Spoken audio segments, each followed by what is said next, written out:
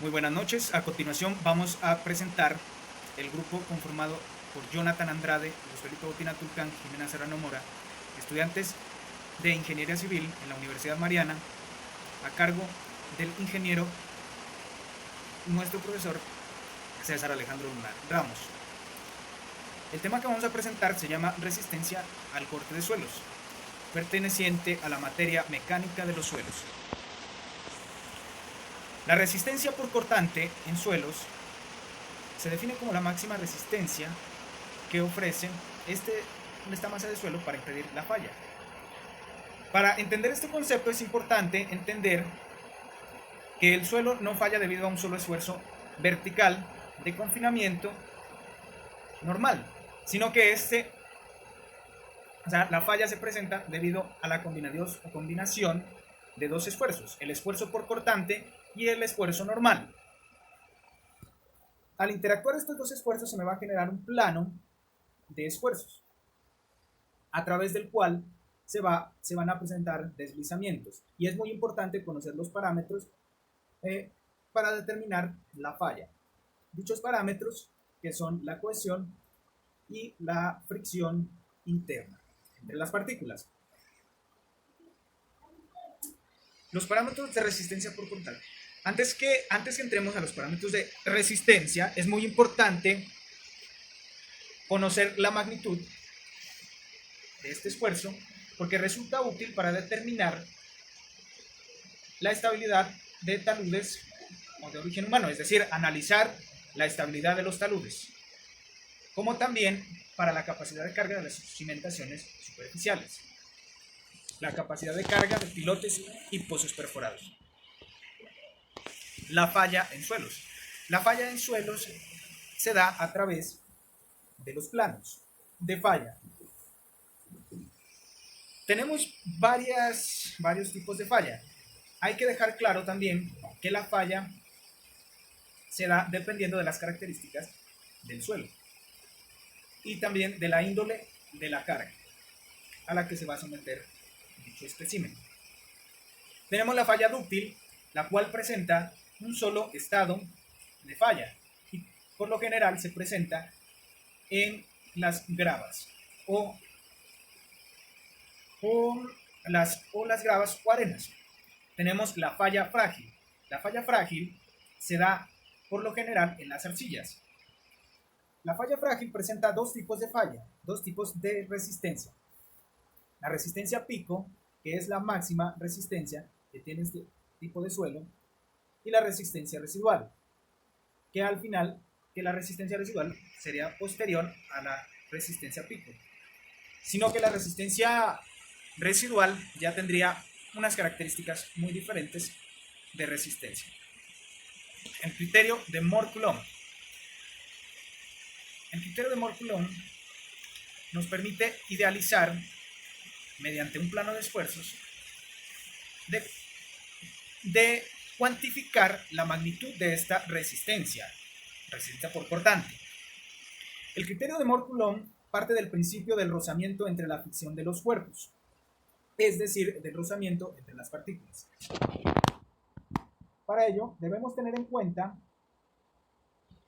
el concepto de fricción.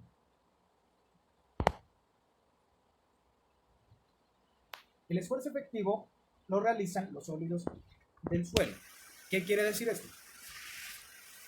Que es muy importante calcular el esfuerzo cortante en función de los esfuerzos efectivos. Es decir, que al momento de hacer un ensayo de estos esfuerzos, nosotros debemos idealizar o despreciar, mejor dicho, despreciar la presión de los poros. Concepto de cohesión.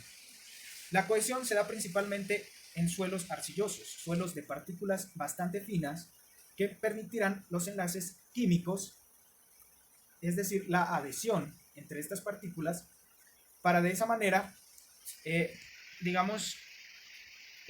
provocar una interacción que fortalezca la falla por cortante. Fricción interna, también llamado ángulo de fricción, es la cantidad de fricción que existe entre las partículas. Esto quiere decir, por ejemplo, que si yo aplico un esfuerzo vertical bastante grande, necesitaré un esfuerzo horizontal para mover la masa de gran magnitud. Es decir, que estos esfuerzos son directamente proporcionales. Si aumenta el esfuerzo vertical, también aumentará el esfuerzo horizontal. De aquí, entonces, la fricción interna se denota con la letra griega phi, que será igual al arco tangente de la pendiente de la envolvente de falla. La envolvente de falla es una curva, pero sin embargo, para solucionar problemas de mecánica de suelos simplemente basta con aproximarse mediante una función lineal de esfuerzo normal.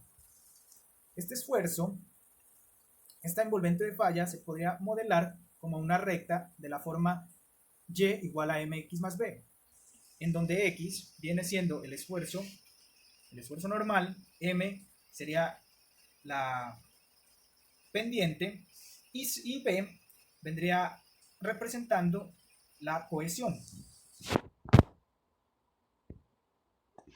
Plano de esfuerzos. El plano de esfuerzos me permite representar la magnitud la magnitud del esfuerzo por contado. Y se representa a través del círculo de Mohr. El círculo de Mohr me permitirá encontrar esa magnitud por cortante. Los factores influyentes a la hora de los ensayos es muy importante. Por ejemplo, estos son los factores influyentes para una misma masa de suelo. La relación de vacíos es importante porque si tenemos una masa con poca relación de vacíos, tendríamos un esfuerzo por cortante bastante grande.